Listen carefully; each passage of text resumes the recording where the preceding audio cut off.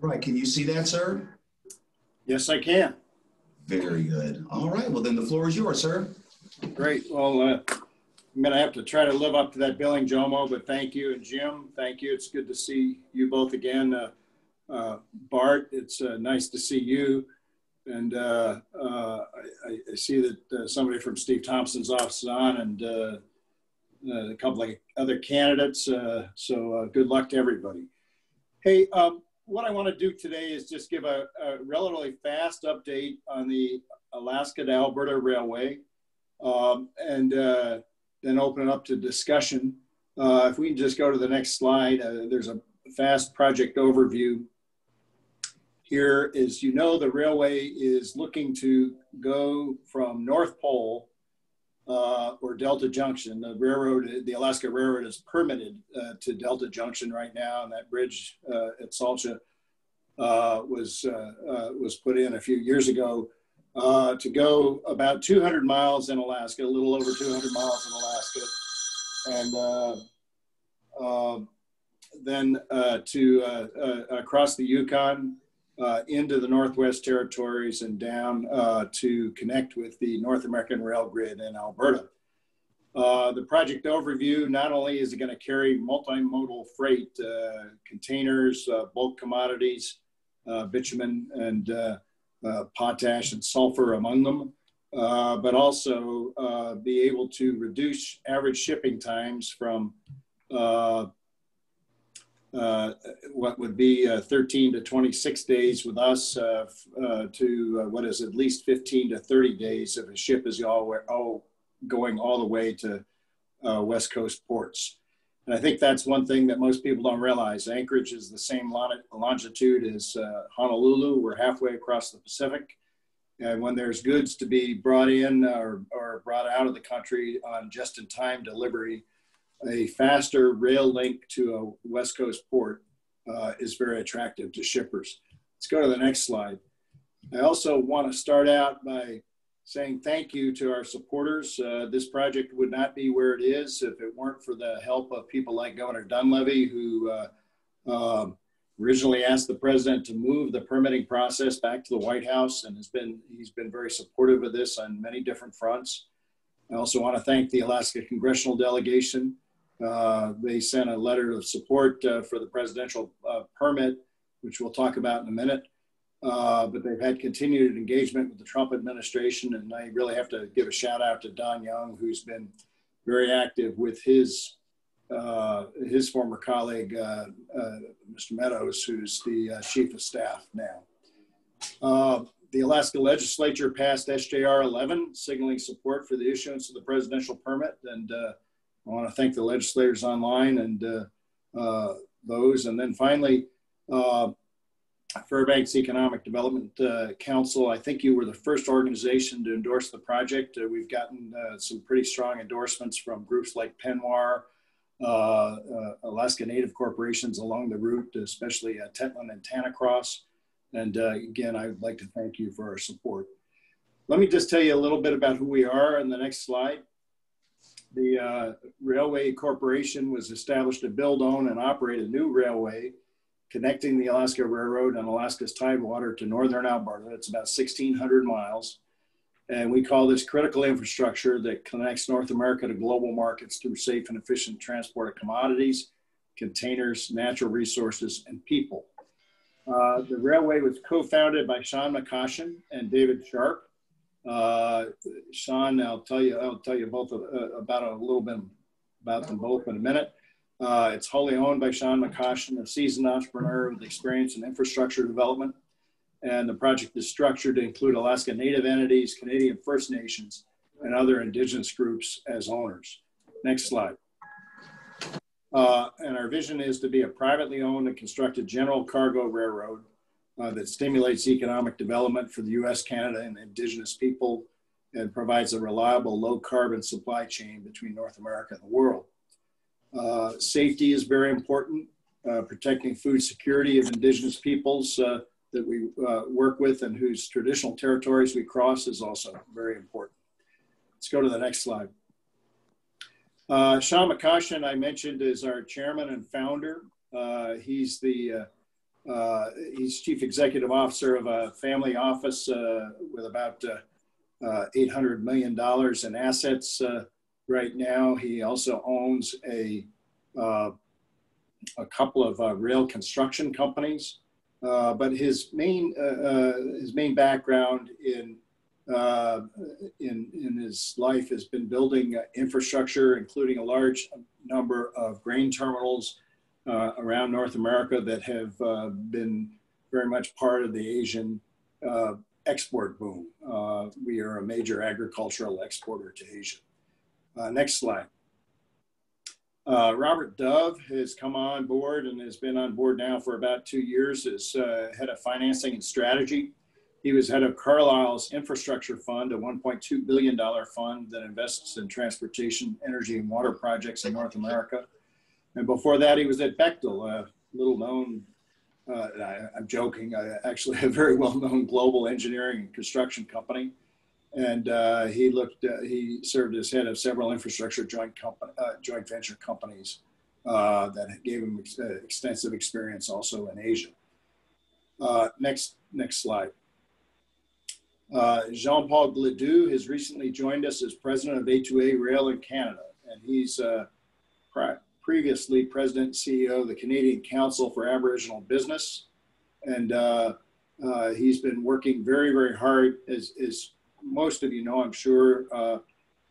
First Nations in Canada have not received the specific land claims that Alaska Native corporations received in 1971, and he's been working very, very hard to figure ways that First Nations can be involved with this and other infrastructure projects. Next slide. John Katchen, you may know, worked with Commissioner Dan Sullivan when he was Commissioner of Natural Resources and Special Assistant to Dan Sullivan when he was Attorney General. I suppose maybe one of the best things to say for John is that his wife grew up in Fairbanks. But he's been our council and Alaska lead since I left as COO in 2019. I am serving as vice chair for the company, and as Jomo mentioned, I've worked on a number of different projects, large projects and small. I right now co-chair or I chair the advisory board for the Arctic for Iridium, the satellite network, and former president of BT Capital, where we've deployed about $400 million worth of assets around the north. Next slide. I didn't have a slide in there, but I should have had one for Sean Soley, another Fairbanks guy who's working full-time for us on this project. But let me just say that the team working on this includes HDR and its global rail practice on an engineering and environmental, Bridging Finance, which is owned by David Sharp, a Mohawk Indian and an expert in indigenous finance based in Toronto. I mentioned JP Gledoux, and there's a number of others, including Joy Huntington in Fairbanks, who's working on Indigenous peoples engagement and outreach. John Katchen, I introduced before with Holland & Hart, and we've had very good advice from McKinsey & Company and Jack Ferguson Associates. Right now, the principals behind A2A Rail have funded all development costs to date, so we're in the $100 million range at this point. Sean owns 100% of the equity and is prepared to fund construction of the rail spur at Point McKenzie, which is another $125 million project if we get the right gateways passed. Next slide. The proposed alignment, this is a very high level view of the proposed alignment and the land ownership, beginning where the Northern Rail extension ends at Delta Junction, through or around Delta Junction down toward Dot Lake, and into past Tanacross into Tok, and then ultimately through the Ladue River Valley to the Canadian border. The route has several proposed tunnels, which are a little bit more expensive to lay than regular rail. The railroad is designed for permafrost construction, It's designed to be high enough up with a number of things to try to mitigate any interaction with moose or caribou, number of different things there. It will have a number of sidings, and most of the rail, the unit trains, we're looking at 10 unit trains a day in each direction that are about 200 cars. Next slide. Actually, sir, before we go on, Sure. you mentioned on the last slide, so I didn't realize there was and I'm very pleased to hear there's a Western component, completion of the rail spur to Point McKenzie. Yeah, you know, I guess I'd put it this way: for the target commodities for the project, and we'll talk about this. I could flash back 2 or 3 slides because you also saw a spur line there to Valdez. If you go back to the overview. Yeah, on the overview, where, you know, it's about 15% more in capital costs if we also include a spur line to Valdez. And I'll just put it this way: for the environmental impact statement, for looking at for offering shippers several different options on the project.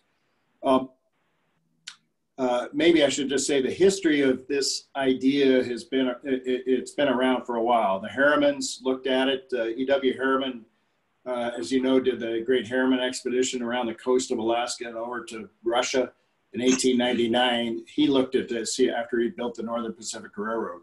There was a British combine that actually had raised over $100 million to do this in the first decade of the 20th century. And British mining interests basically stopped them. They did not want the competition from Yukon or Alaska for hard rock mines that were opening up other places in Canada. When the Alaska Highway was built during the Second World War, the railroad was also considered. It was seen as a better alternative, but not as fast as building the highway. And so the highway was built instead. Governor Wally Hickel in the 60s created the North Commission, which was a state commission to look at extension of the railroad north, west, and east. It was staffed by his then young commissioner of economic development, Frank Murkowski, who was over here in my office the other day. That commission had people like Charles Lindbergh on it, Bill Lear of Learjet, Sergeant Shriver, as well as a number of other Alaskans. And they too looked at this, but there was the first economic proposition being considered was the North Slope. And the oil industry said they weren't really looking for a competition for a pipeline to the North Slope. And so that didn't go at that point. The Alaska legislature in the late 70s asked DOT to select and set aside a right-of-way. That right-of-way was redeposited in state lands under the Knowles administration. And when Frank Murkowski became governor, it came back and something called the 460 process was created in the legislature. And I'll pass that on and talk about that in a moment. When Frank left the Senate, he actually created a U.S.-Canada joint commission on a rail link, and Canada had no interest. In fact, there were a bunch of WikiLeaks where Frank, as governor, had gone to Canada saying, can we get this started? And what's very, very interesting is what brought this idea to the forefront now is what I'll call capacity constraints in West Coast ports, especially in British Columbia, where there's a tanker ban. Essentially, the national government of Canada has outlawed new oil shipments out of British Columbia.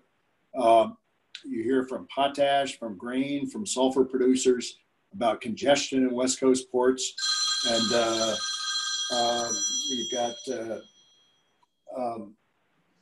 we've got a problem there. That problem has become an opportunity. And the Alberta government hired the Van Horn Institute, which worked with Paul Metz and others at the University of Alaska, and produced a feasibility study now about 5 years ago, a pre-feasibility study. And initially that study said, bring bitumen up to Delta and put it into the TAPS pipeline. And of course that requires adding a huge amount of diluent to the heavy oil to flow in the pipeline. And just in a lot of intensive work on the economics of it, we now believe it's probably better to take the oil as is to in its solid form to either Port McKenzie or to Valdez, and we're looking at both options there. So we have studied the Valdez option. We're going to be permitting under the 460 process the main line, and we're going to continue to look at this spur, and that may be part of the STB process that will begin sometime next year. Well, thank you, sir. I'm very glad I asked. Okay. Yeah. Yes, thank you. Okay, so just going back down now to let's go to the next slide there. We want to intersect with the North American Railroad system in Alberta. We're looking, as I mentioned, at all forms of cargo inbound and outbound.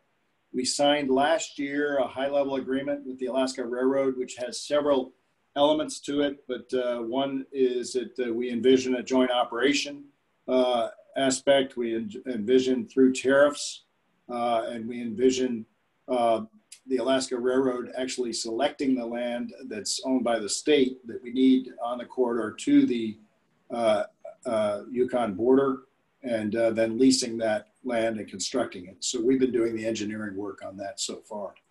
Next slide. Just in terms of mileage, we're talking about 1,600 miles total, about 190 miles of what is not now permitted, plus the 83 miles to complete the Northern Rail extension. As I mentioned, the trains are, did I say 100-car trains? I meant 200-car trains, 2 locomotives, 96 cars, 3 locomotives, 96 cars, and 2 locomotives. So they're about, the trains are about 2 miles long, and unit trains with bulk commodities, and 8 to 10 of those a day in each direction. So it's going to be a large amount of rail traffic that we believe there is, and a large amount of the work that McKinsey has done for us is to identify both sources and markets, and we feel very, very good about the prospects of enough carriage to pay for this railroad. Next slide. So that's 1,600 miles, sir? That's the full rail line from, say, Delta Junction to Alberta? That's 1,600 miles, the full rail line from North Pole to Alberta, yeah. To North, okay, okay. Thank you. By the way, if anyone has any questions, I am monitoring the chat box, and but you also may, as always, take yourself off of mute if you have any questions. Okay, thank you, sir. Okay, so a couple of things that, go ahead, did somebody just have a question? Yeah, so Joe Miles, just gonna jump in for a second. Please. Hey, Mead, I'm Lou Florence, I'm kind of new here to Alaska, but I've only been here for a year. Oh, and he's the top of Doyon Utilities, Mr. Treadwell. Welcome to Alaska. It's nice to meet you, Lou. Thank you very much. Nice to meet you, Mead. So this is fascinating because I spent 5 years in Edmonton working in power generation for a company everybody in Canada knows, but nobody in the United States knows, a company named TransAlta. And I see that the terminus, the star, is in Fort McMurray, or at least it appears to be. And I'm assuming that this is the economic driver here is to get bitumen out of the oil sands and into the market. I just didn't realize that it was developed to this point. So I've been involved in Canada a little bit with First Nations and the very different structure that they have there. And, you know, they've tried to go east, they've tried to go west. East is Quebec, and that's a problem. West is British Columbia, and of course that's a problem. South is the Keystone Pipeline, but so this is the fourth way out. And short of going straight up to Hudson Bay, this is the only other shot they got. So it's very interesting to see. But I'm assuming the economic driver for this, what makes it go, is the bitumen. Is that correct? So Lou, just in terms of, it's been a couple of years since I was in charge of making the economic model work, and McKinsey has been working on that. But yeah, we would be competing with pipelines going south. We would be offering one of the advantages to rail over a pipeline is that you can carry many different commodities, and I've mentioned sulfur and potash as well. There's congestion on West Coast ports in Canada on those other two commodities. Frankly, there's a congestion on grain, and an opportunity also for grain. And it's not just in the Canadian provinces of Saskatchewan, Manitoba, and Alberta, but it's also in the northern part of the United States. And, Governor Mark Gordon of Wyoming has said good things about this project, basically because Wyoming also has West Coast congestion on its coal. So I'm not sure that McKinsey would agree yet that that's an economic market for us, but bitumen is definitely a driver. Yeah, very interesting. Thanks. Good. So one of the things that, as I mentioned, we have to offer a competitive position to pipelines, and a couple of interesting things. By building new rail, we get to build rail straighter and flatter and stronger. And that all makes a difference when you're comparing with oil shipment by rail other places, or these heavier commodity shipment to other places.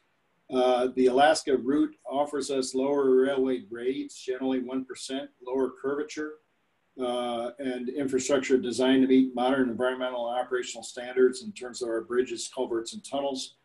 We would be operating 24 hours a day, 365 days a year. Next slide.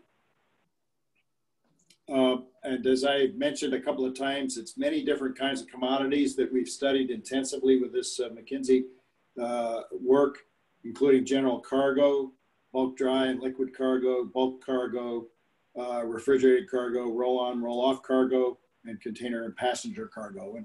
And very honestly, I mentioned the ports in South Central Alaska. Obviously, we would like to serve the Port McKinsey, the Port of Anchorage, or the Port of Alaska at Anchorage.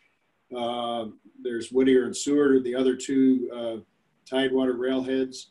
As I've mentioned, we're looking at Valdez, but I also don't want to ignore what I'll call the inland ports of Fairbanks and Delta and Tok, where there's at least one argument that we've got that we've been looking at rail sorting yards for containers inbound or outbound to the United States, where certainly inbound a container ship unloading in Anchorage, there's not a whole lot of sorting room in the lower rail belt here, and it may well be that we do the sorting in the interior. And we've talked about Delta and Tok for that operation, just as one example. Next slide. I've mentioned before the efficiency of just-in-time delivery. We don't expect to take major amounts of cargo from West Coast ports, but we do expect to use the fact that the Port of Alaska is only operating 2 days a week right now. And so we see an opportunity to offer a service to some shipping companies for just-in-time delivery between Asian ports and North America, where we would have a faster route to the heartland. And we've done a little bit to identify the numbers on this. There's more work to be done. Next slide. But we know it's significant. Just in terms of the CapEx and the left-hand column here, and these are Canadian dollars, so let's discount by 25%. But in Alaska, we're talking about $3 billion US, about $4 billion Canadian. Yukon, $7.3 billion Canadian. Northwest Territories, $3.4 billion Canadian. And Alberta, $5.9 billion Canadian for the main rail bed. There will be more facilities put in at the ports, depending on the commodities that sign up for long-term shipment. The GDP impact that we see is at least a 10% increase in the $50 billion GDP of Alaska. A huge impact on the GDP of the Yukon that could actually raise the Yukon economy by 3 or 4 times. 50% impact on the NWT economy, and about a 17% impact on the Alberta economy. Alberta has much more capability to deliver products like bitumen to markets and transportation constraints. The last premier of Alberta actually had a rationing system on producers. And the reason why this presidential permit is actually so important is because Alberta's been burned on as Lou has mentioned, East Coast, or pipelines going east, pipelines going west, and pipelines going south, and so that's why we see an option. As far as jobs are concerned in Alaska, and I'll just focus on the Alaska jobs, we see a 4,200 construction jobs and 3,200 permanent jobs. There will be requirements for rail crews to be based in the interior. We'll do an operational interchange with the Alaska Railroad at a point to be determined. There will be a large amount of maintenance, sorting, as I mentioned, customs work and other work to be done in the state on a long-term basis. And certainly an injection, it'll be a shot in the arm for our ports. Next slide. Actually, sir, if I just may ask on this slide, those little red lines, are those pipelines or those rail lines? Those are existing rail lines. Oh, existing rail lines. Oh, okay, quite extensive. Yeah. Any other questions? Next slide. Very good, thank you, sir.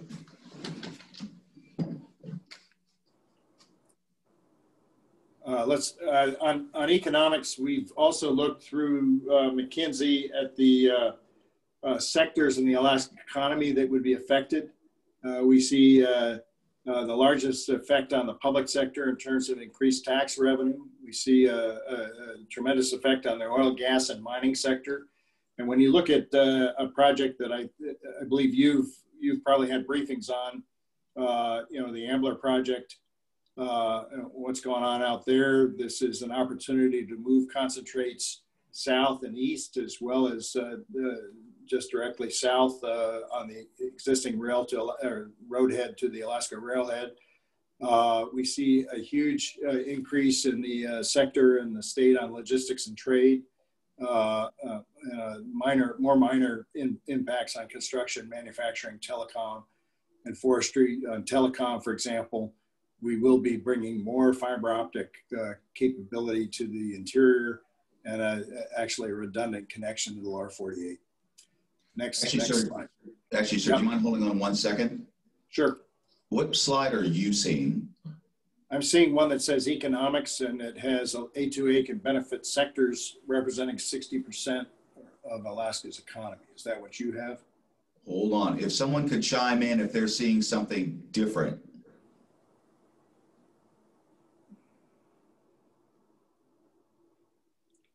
Apparently not, Joe. Okay, just checking. We'd heard there was a bit of a delay in the slide flip. Okay. So the next slide is titled Social License.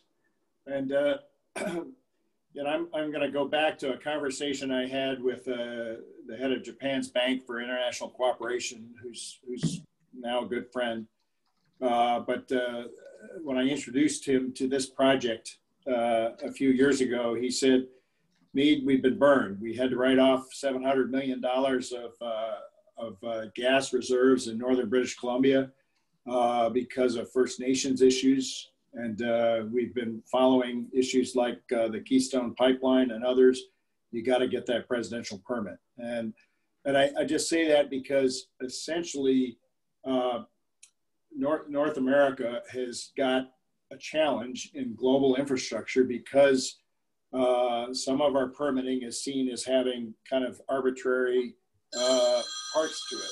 And the long and the short of it is we have a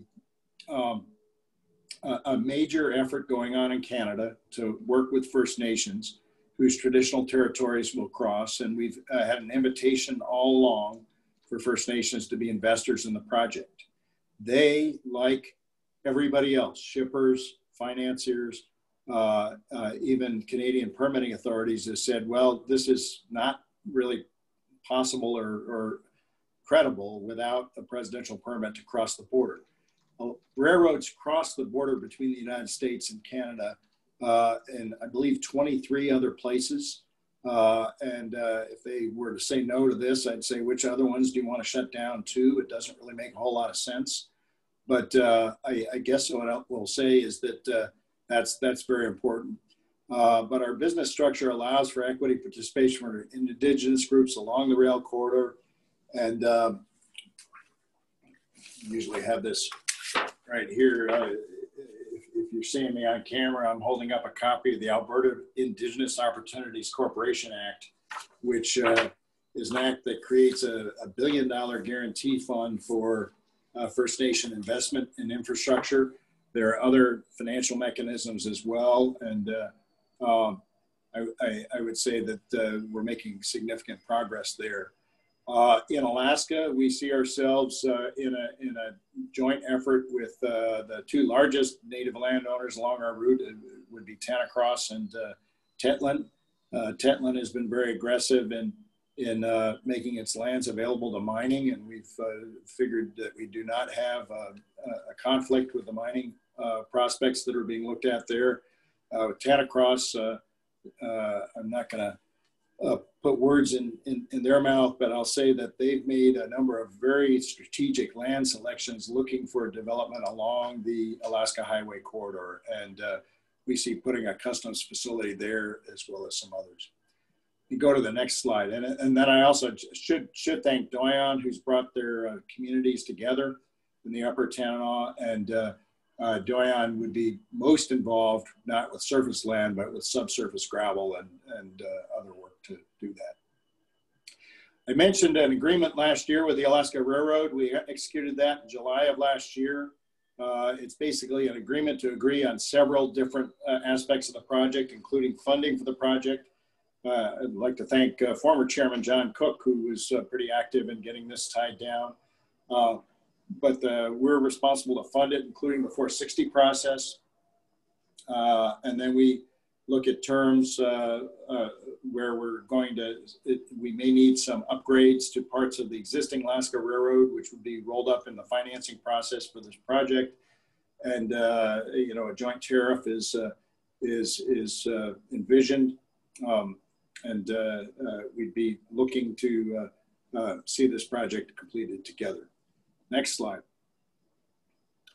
I've now mentioned the presidential border crossing permit several times, but just a little history on that. Lyndon Johnson, looking at his powers under the Constitution, created a presidential border crossing permit for all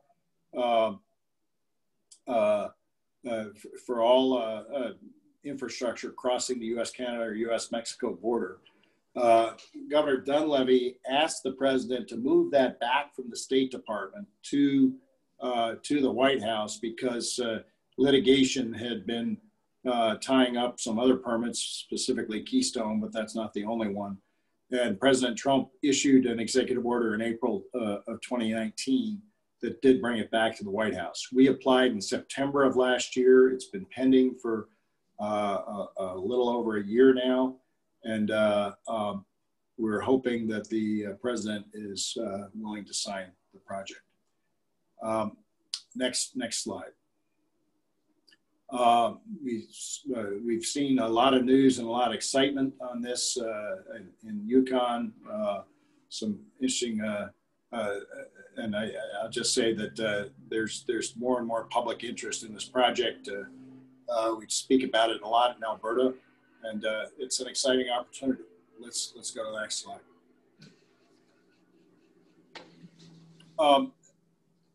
I believe it was Lisa just asked about the 460 process. Let me explain that. During the Murkowski administration, Governor Murkowski worked with legislators to create something that is called the 460 process. And in the most blunt terms, it says what the Alaska Railroad needs to connect to Canada, the Alaska Railroad gets from state land. So as we've been identifying the best possible right-of-way, there's most of the right-of-way between North Pole and the Canadian border is on state land. As I mentioned, the second and third largest landowners are probably Tanacross and Tetlin. And we've been working with the three major landowners and beginning to work with private landowners to identify the route that we would ask DNR to issue to the Alaska Railroad through the Alaska Railroad. So what we've done is I've mentioned indigenous and community engagement, gathering available information, beginning public engagement, where we had meetings in Eagle in the last month, Delta in the last month. Even though we're not going through Eagle, we consider this traditional lands. We've got meetings coming up in Northway. We've had public engagement meetings in Valdez. And we're completing the DNR 460 desktop studies of the kinds of questions that DNR would have as they assemble this out, as they review this application. And we're hoping, after we've had a discussion with private landowners along the route, to submit the 460 application to DNR sometime, maybe even late this year. DNR has a separate review and approval process for under 460 than it does on other rights of way. The Alaska Railroad did not use the 460 process for the Northern Rail extension, but we believe that's the appropriate process to use here. So I'd be happy to answer any questions on that specific process if you've got that. Yes, we have a specific question on just what is the 460 process? Essentially what the state, Rick Urian was a state senator from Anchorage, and in 1978, I believe, he put through a bill that told DOT to go out and study a right-of-way to the Canadian border and then select that land from DNR. And that was done, but that land was redeposited back into the state's general land bank, even though the planning corridor did stay on the books.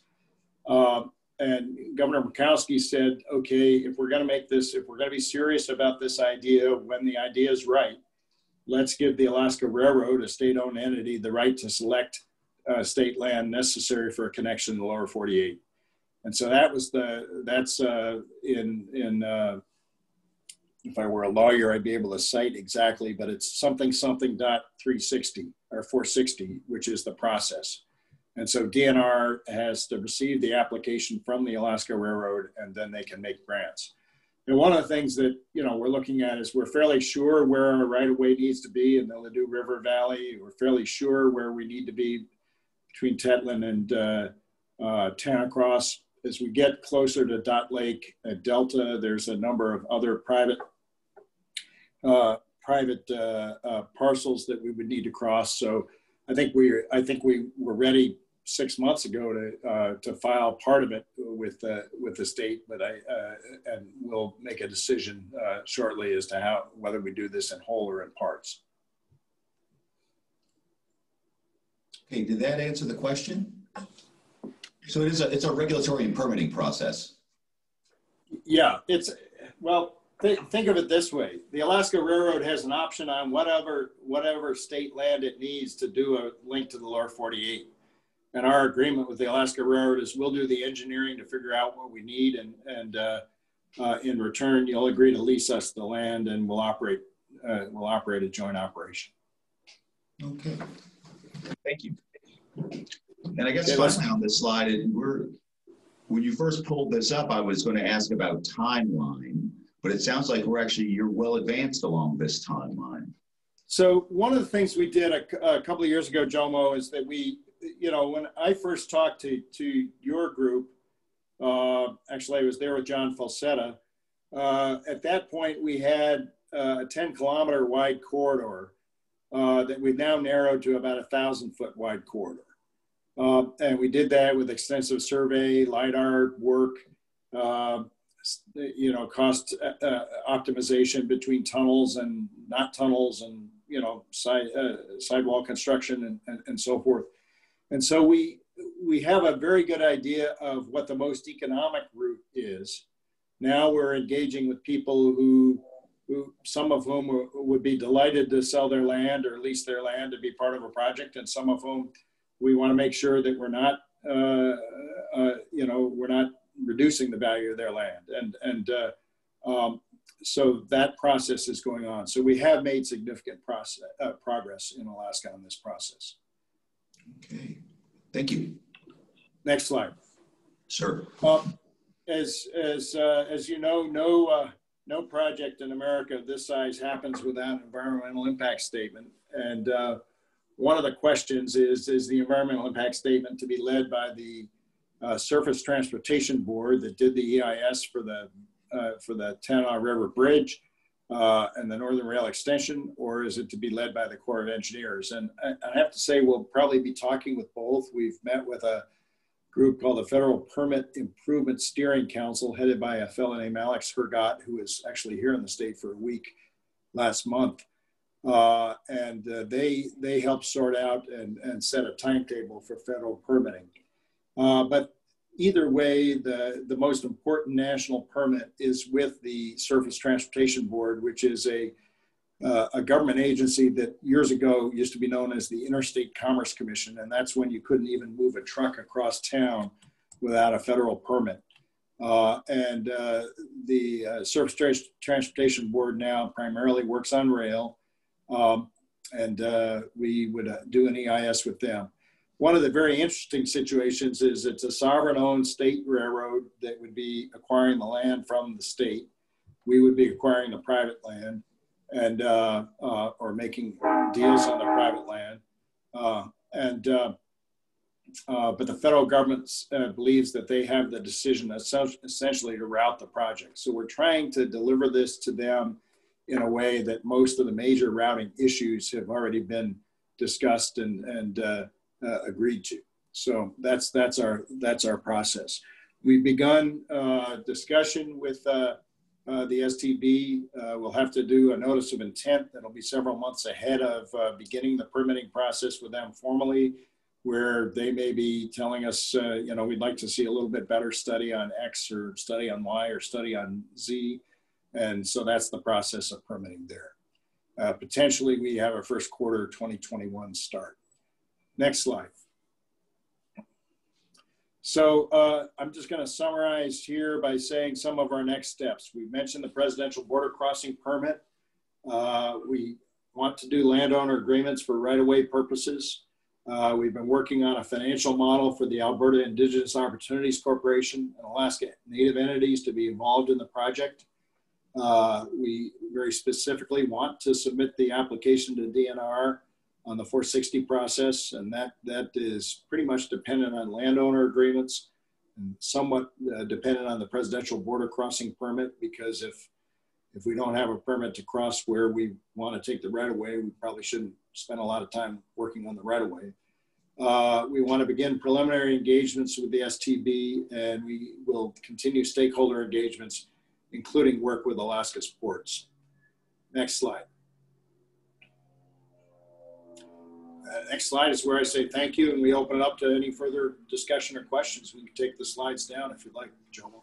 This is Jim. You mentioned early on in the presentation that it would take about 15% more capital if the project was extended to Valdez.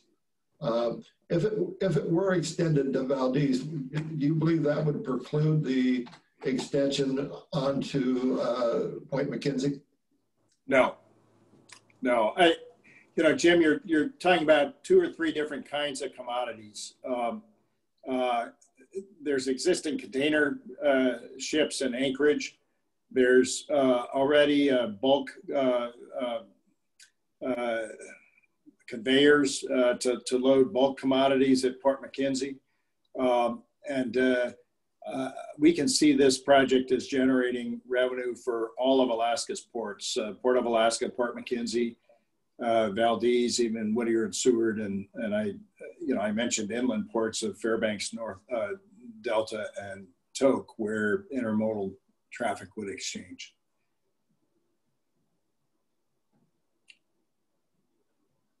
Other questions out there?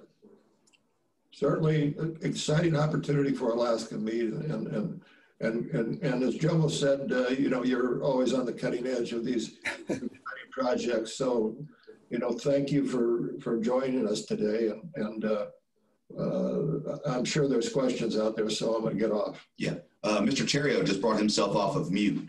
Gene? Yes. Hey, Gene, how are you?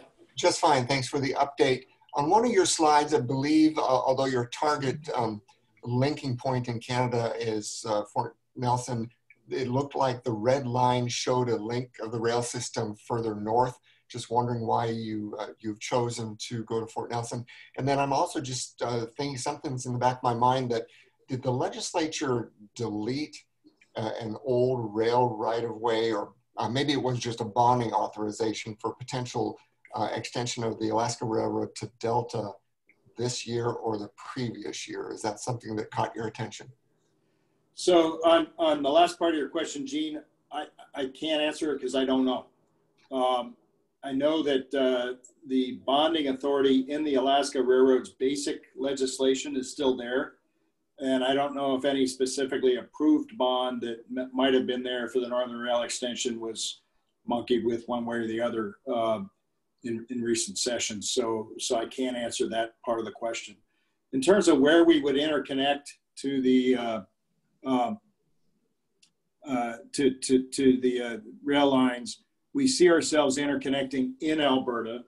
And as you know, there's not a great rail connection even from Fort McMurray, where a large amount of the bitumen is produced, to rail systems across Canada. Most of that happens in Edmonton. Alberta is very, very interested in seeing its rail capacity grow. We are certainly interested in connecting at appropriate points with the CN and the CP, basically because British Columbia has made itself a very difficult place to permit. We're skirting British Columbia at this point, but I can see, and then we certainly have proponents of Northern Rail extensions in British Columbia who want to interconnect with the project at some point too. Thank you. All right, any further questions? Now, one thing I will say about that, and Jim, you know, at some point, there are two kind of what I'll say regional economic development groups that have you know, heard presentations from us on this project, and I think of FEDC as a very you know, aggressive, broad-thinking group in that area. There's a group in Northern Alberta, and several Alaska legislators, George Rauscher among them, have gone to meetings of that group, but there's various affinity groups on both sides that have been helping us all along, and we might want to get you guys together. We'd be glad to do that. I saw that Rep. LeBon had taken himself off of mute. Rep. LeBon? Yes, thanks, Jomo, and thanks, Mead, for your presentation. It was very informative, and it's encouraging to see the various parties, including on the Canadian side of the border, that are seeing an opportunity that maybe didn't exist when Governor Murkowski proposed this almost 20 years ago. And I'm so excited about this project. I'm glad that the Alaska State Legislature passed a resolution encouraging the president to grant the cross-border permit, and this can't happen quick enough. So I really don't have a question in there, but just thank you, Mead, for your presentation, and I'm so excited to see this project moving forward. Thank you. Thank you, Bart. And I think the one thing I can say, and Jim, almost any project that you bring before this group, whether it's a new mine in the Brooks Range or a natural gas project or a port project or so forth, there's always that initial development money that has to establish credibility, and you can't talk to markets until you've got a good permitting path. You can't talk to financiers until you've got markets and a permitting path and so forth. And you know, I think Alaska is pretty lucky right now to have found an entrepreneur who has written checks, you know, up to, you know, right now it's passing $100 million to do this. But, you know, my whole job with this team is to create what I like to call an investable vessel. You know, create something that institutional capital, that, you know, pension funds and others who have far lower risk tolerance can be part of. And what we're doing here in Alaska, what Governor Murkowski did with that legislation in the early 2000s, is all to kind of de-risk the project in order to make it something that can be the sponge for capital it's got to be. So thank you for the support, and if we can get the presidential permit and the land issues taken care of in Alaska, I think we've got a very good proposition to offer global capital for the for this project. Okay, it looks that Jomo must have a question. If I may ask, whenever I see projects like this, one of the questions that always comes to my mind is, well, how might an Alaskan participate? Again, I see lots of avenues, again, for the big money guys and ladies, but what about us, well, not institutional scale investor types? Sure. At this point, I can't say where in the capital structure that we've said, okay, you know, there's a special purpose vehicle for Alaskans, because we haven't created one. We're working on one with Alaska Native corporations along the route, which they may or may not decide to be part of at this point. But we've created that option, and you know, we've all agreed that there's more work to be done. There's certainly going to be quite a bit of service work for this project over time. I also will say that you are a participant and that you're a citizen of the state of Alaska, and you own the Alaska Railroad. And this is, you know, the Alaska Railroad has a couple $100 million a year in revenue, and this is something that is going to be, it's going to multiply that revenue by at least 2 and maybe 5 or 10 times, depending on our success. So, you know, there's opportunities in construction companies and operation companies, in logistics companies.